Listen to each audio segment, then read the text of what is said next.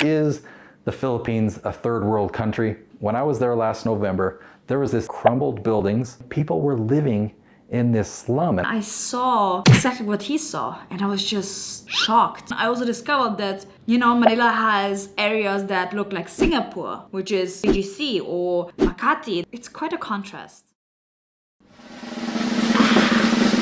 What's up, Philippines? Welcome back to another reaction video with your host Nelly. Yes, we are doing it again. We are reacting to a video that is called Is the Philippines a third world country? Very good question though, very good question, because it may appear so, but as I mentioned many times before here on this channel, there has been a lot of change and I don't think that people are acknowledging it. And when people think of the Philippines, they think of that image of like people being poor, but there's slowly a shift happening. There's a lot of development happening. People have more opportunities as well. The economy is growing. So I think we'll just watch this video together and evaluate if it's true or not, right? Let's just jump right straight into it. Is the Philippines a third world country? What do I think? What do Filipinos think? And is it a good idea to hire people there?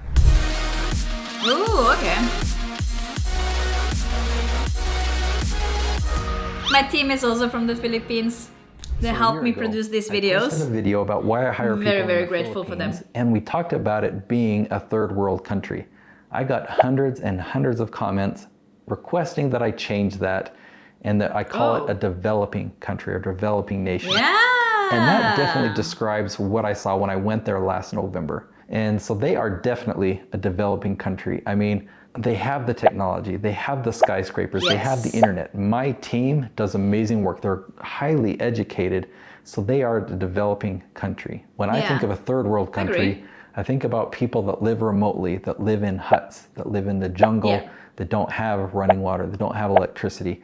And there are so many islands on the Philippines that I'm sure there are millions of people that are still third world in the Philippines. There's just thousands and thousands of islands. But the area that I went, within several hours radius in both ways of Manila, there were freeways, there were gas stations, there's fast food places, there's skyscrapers, there's internet, there's free Wi-Fi, there's convenience and grocery stores. They have better skyscrapers than we in Austria. But definitely a developing country. One of the reasons why, even though you have all of these amenities or all these resources, is they still have their struggles. They have internet shutoffs, they have power outages. When they have hurricanes, it's really devastating to that country. I guess a hurricane is devastating to any country. Let me put it this way. I mean, minimum wage is really low in the Philippines. In fact, let me bring up my computer here. Okay, so I had this on my screen earlier. Let me just show you where the Philippines is.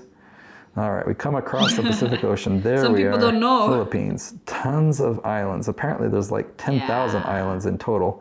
Manila is the most populated. There's other big cities like Davao down here. But I got off track. We're coming here looking for minimum wage. One thing that I found that was really helpful was this map. You see that according to this color code, the darkest regions is up here, the $10 to $16 an hour, down to the blues that are the $5 to $10 per range, all the way down here to like this light purpley color, and then we get gray for no data or no minimum wage. So we see that Canada and Australia in parts of Europe and England have the highest minimum wage. The United States is a little bit lower than that. You see, some countries down here in South America and in the Middle East. I noticed Japan over here. But then, the color starts to get lighter and lighter and lighter. And notice that kind of the lightest purple, you see lots of this through Africa. You see some things here through India, Mongolia. But you see the Philippines right there, the Philippines.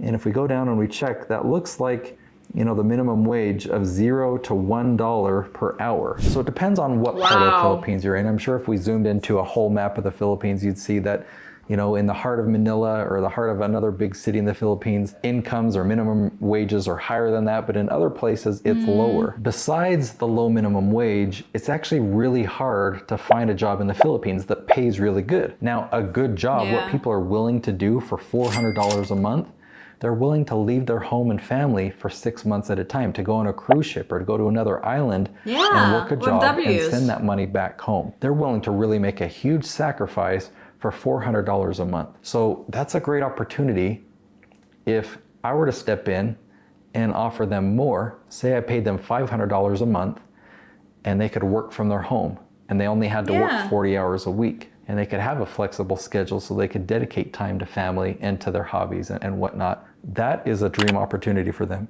I mean, that website that I've mentioned in other videos, virtualassistanttool.com, there are 200,000 people from the Philippines that have filled out a profile there and let you know all of their skills, saying, hey, I would love to work for an American boss. I'm willing to work for $350 a month. Please hire me. I'm willing to work for $500 a month. Please hire me. I noticed I got off track again from the topic. Is the Philippines a third world country? Well, I have another perspective. When I was there last November, there was this amazing mall. In fact, we went to the top floor of this mall. There's a great restaurant there, and that's where I met my team for the first time. A very elegant, fancy dinner. But right outside the mall, I needed to catch an Uber and go back to my Airbnb. And on the other side of this wall was this big, massive area of slum. It was like crumbled buildings. There was extension cords going, and you could see a fan inside of this half-survived building and a curtain blowing. People were living in this slum, and I just thought it was the most interesting contrast. When I think of a third...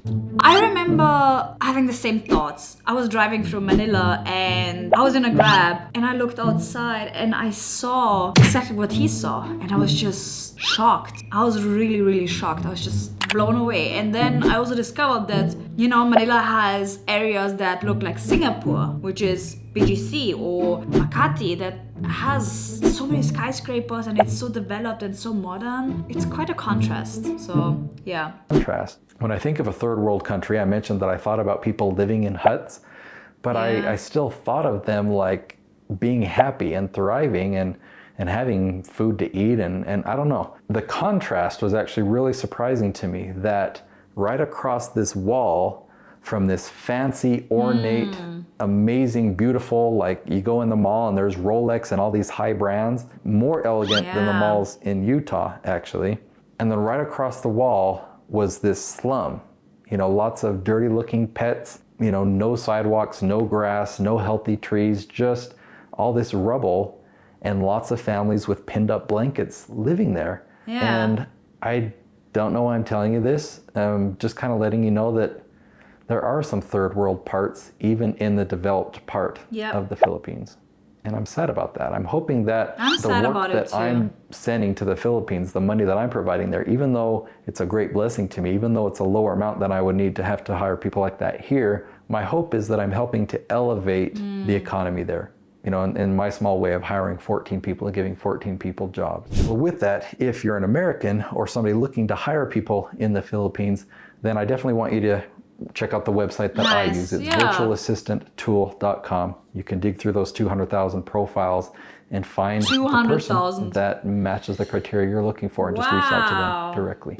Okay, interesting video. I can definitely relate to the last part that he mentioned. It hits me every time, especially when you drive and, you know, you sit in a fancy car and then you look outside and it's just sometimes it's just really hard. But I'm happy that Philippines is moving forward, developing, and that more people are having opportunities like these where they can still stay with the family and earn a little bit more than they would usually do going abroad, and also have some quality time with the families. A lot of Filipinos are also commuting to work, which, you know, in some cases can be 1 or 2 hours or even more. So yeah, great to see people who are trying to make a change. If you want to check it out, feel free. And if your company also as well, please consider hiring Filipino people, because I work with a Filipino team. I love them so much. They are a blessing. They have been such a huge contribution to my businesses, and yeah, I can highly recommend. That was it for today. I'll see you guys